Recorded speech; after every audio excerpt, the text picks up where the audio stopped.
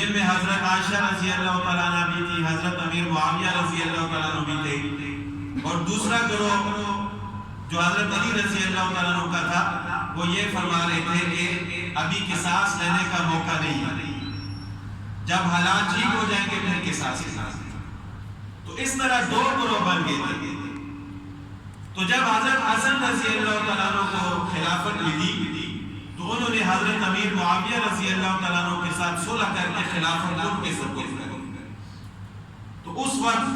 اللہ تعالیٰ نے رسول اللہ صلی اللہ علیہ وسلم کی اس پیشن گوئی کو سچ ثابت فرمایا کہ جس کے بارے میں رسول اللہ صلی اللہ علیہ وسلم نے فرمایا تھا کہ میرا یہ بیٹا سید ہے اور مجھے امید ہے کہ اللہ تعالیٰ اس کے ذریعے مسلمانوں کی دو بڑی جماعتوں میں صلح ہوگا۔ چونکہ حضرت حسن رضی اللہ تعالیٰ عنہ کی پرورش رسول اللہ صلی اللہ علیہ وسلم نے فرمائی تھی، اور حضرت حسن رضی اللہ تعالیٰ عنہ کے والدین ان کی شخصیت بھی کسی سے چھپی ہوئی نہیں ہے۔ وہ حضرت علی رضی اللہ تعالیٰ عنہ جن کے بارے میں غزوہ خیبر کے موقع پر رسول اللہ صلی اللہ علیہ وسلم نے فرمایا تھا کہ کل جھنڈا اس شخص کے ہاتھ میں ہوگا جو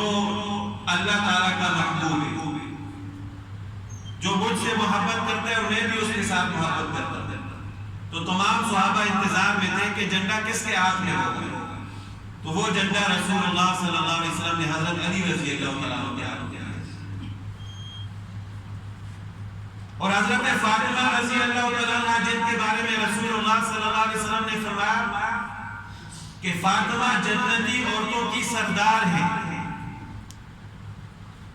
تو ایسے والدین جس بچے کو اللہ تعالیٰ عطا فرمائے تو ان کی اولاد بھی ایسی ہی فضیلت والی ہوگی۔ اور اس فضیلت کے ساتھ کہ خود رسول اللہ صلی اللہ علیہ وسلم نے حضرت حسن رضی اللہ تعالیٰ عنہ کی پرورش فرمائی، اپنے کندھوں پر اٹھایا، ان کی رخسار مبارک پر بوسہ دیا، تو پھر ایسے بچے کی کیسی پرورش اور تربیت ہوگی کہ جب وہ بڑا ہوگا تو کیسے اعلیٰ اخلاق کا مالک ہوگا۔ اور وہ اخلاق کیسے تھے، ایسا تقویٰ اور ایسی سخاوت اللہ تعالیٰ نے ان کو عطا فرمائی تھی کہ ایک دفعہ مسجد میں بیٹھے ہیں، باقی لوگ بھی عبادت میں مشغول ہیں، اچانک انہوں نے اپنے پہلو میں دیکھا کہ ایک نوجوان رو رہا، اللہ تعالیٰ کے سامنے گر گرا رہا۔ حضرت حسن رضی اللہ تعالیٰ عنہ نے اس کی طرف دیکھا کہ یہ کیوں رو رہا ہے، تو ان کو سمجھ آئی کہ وہ اللہ تعالیٰ سے دعا کر رہا ہے کہ یا اللہ مجھے 10,000 درہم چاہیے، اور اللہ تعالیٰ کے سامنے رو رہا ہے، کسی کی اس کو پرواہ نہیں کہ کوئی میری بات سن رہا ہے یا نہیں سن رہا۔ جب حضرت حسن رضی اللہ تعالیٰ عنہ نے اس کو اس طرح روتے دیکھا تو اسی وقت ڈر گئے اور 10,000 درہم لا کر اس کو دے دی۔ ایسی سخاوت اللہ تعالیٰ نے ان کو عطا فرمائی تھی۔ اور ان کی سخاوت کا ایک اور واقعہ کہ ایک دفعہ راستے سے گزر رہے تھے،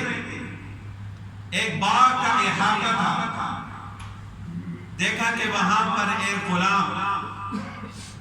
بیٹھا کھانا کھا رہا ہے اور اس کے ساتھ ایک کتا بیٹھا ہے۔ وہ غلام ایک لقمہ اپنے منہ میں ڈالتا ہے اور دوسرا کتے کے منہ میں ڈالتا ہے۔ جب حضرت حسن رضی اللہ تعالیٰ عنہ نے اس غلام کو دیکھا تو اس سے پوچھا کہ یہ کیا کر رہے ہو، ایک نوالہ اپنے منہ میں ڈالتے اور ایک کتے کے منہ میں،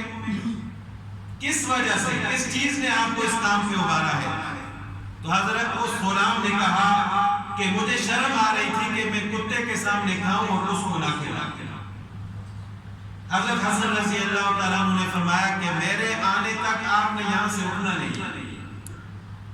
اس سے پوچھا کہ آپ کس کے غلام ہو؟ اس نے اپنے مالک کا نام بتایا۔ حضرت حسن رضی اللہ تعالیٰ عنہ اس کے مالک کے پاس گئے اور اس سے اس غلام کو بھی خریدا اور اس باغ کو بھی خریدا۔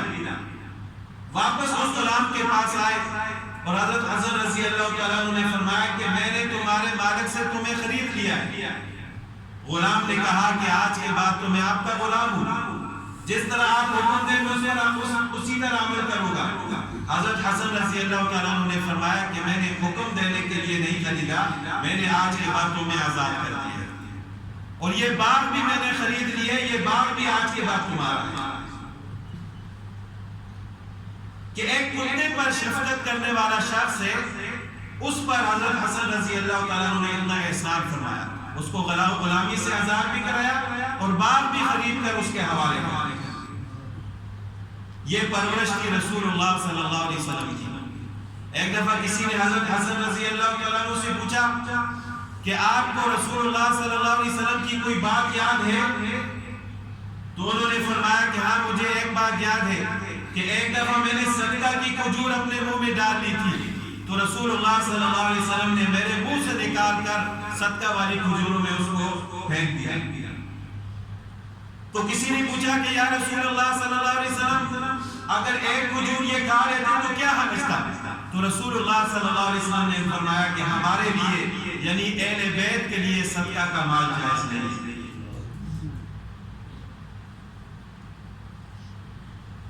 اسی طرح ایک دفعہ حضرت حسن رضی اللہ تعالیٰ عنہ اپنے رب کے سامنے گڑ گڑا رہے تھے، رو رہے تھے۔ کسی نے کہا کہ آپ تو نواسہ رسول صلی اللہ علیہ وسلم ہیں، رسول اللہ صلی اللہ علیہ وسلم قیامت کے دن آپ کی شفاعت بھی فرمائیں گے اور اللہ تعالیٰ کی رحمت بھی بہت وسیع ہے، آپ اللہ تعالیٰ کے عذاب سے کیوں ڈر رہے ہیں؟ حضرت حسن رضی اللہ تعالیٰ عنہ نے فرمایا کہ بھائی جہاں تک رشتہ کی بات ہے کہ میں رسول اللہ صلی اللہ علیہ وسلم کا نواسہ ہوں، تو اللہ تعالیٰ فرماتے ہیں کہ جب سور پھونکا جائے گا تو تمام رشتے ختم ہو جائیں گے۔ اور جہاں تک شفاعت کی بات ہے تو اللہ تعالیٰ کا ارشاد ہے کہ میری اجازت کے بغیر کون کسی کی سفارش کر سکتا ہے۔ اور جہاں تک رحمت کی بات ہے تو اللہ تعالیٰ فرماتے ہیں میری رحمت خاص کر متقی اور پرہیزگار لوگوں کے لیے۔ تو میں روؤں گا، اللہ تعالیٰ کے سامنے جڑ گڑاؤں گا، تو تب اللہ تعالیٰ کی رحمت میرے اوپر ہوگی۔ رسول اللہ صلی اللہ علیہ وسلم نے ایسی تربیت ان کی فرمائی، اور رسول اللہ صلی اللہ علیہ وسلم ان کے ساتھ محبت کیسی فرماتے تھے، کیسے ان کے ناز اور نخرے اٹھاتے تھے کہ ایک صحابی فرماتے ہیں کہ ایک دفعہ رسول اللہ صلی اللہ علیہ وسلم نماز پڑھا رہے تھے، سجدے کی حالت میں گئے تو حضرت حسن رضی اللہ تعالیٰ عنہ رسول اللہ صلی اللہ علیہ وسلم کی پیٹھ مبارک پر سوار ہو گئے، سجدہ لمبا ہو گیا۔ جب کافی دیر گزری ہم نے سر اٹھا کر دیکھا تو حضرت حسن رضی اللہ تعالیٰ عنہ رسول اللہ صلی اللہ علیہ وسلم کی کمر پر سوار ہے۔ نماز کے بعد ہم نے کہا کہ یا رسول اللہ صلی اللہ علیہ وسلم ہم نے تو سمجھا کہ شاید سجدے کی حالت میں وہی نازل ہو رہی ہے، تو رسول اللہ صلی اللہ علیہ وسلم نے فرمایا کہ وہی نازل نہیں ہو رہی تھی، میرا بیٹا میرے اوپر سوار تھا، میں نہیں چاہ رہا تھا کہ اس کو تکلیف ملی، اس وجہ سے میں نے سجدہ لمبا کیا۔ ایک دفعہ رسول اللہ صلی اللہ علیہ وسلم حضرت حسن رضی اللہ تعالیٰ عنہ کو اپنے کندھے پر اٹھا کر جا رہے تھے، کسی نے دیکھا تو حضرت حسن رضی اللہ تعالیٰ عنہ سے فرمایا کہ کیا بہترین سواری ہے، اے بچے کیا بہترین سواری ہے تمہاری؟ تو رسول اللہ صلی اللہ علیہ وسلم نے فرمایا کہ سوار بھی تو دیکھو وہ کتنا بہتر ہے، کہ جو کندھوں پر سوار ہے وہ بھی تو کوئی عام شخص نہیں ہے، یہ بھی وہ شخص ہے جس کے ساتھ میں محبت کرتا ہوں۔ ایک دفعہ رسول اللہ صلی اللہ علیہ وسلم نے اللہ تعالیٰ سے دعا فرمائی کہ یا اللہ میں حسن سے محبت کرتا ہوں، آپ بھی اس سے محبت کرتا ہوں۔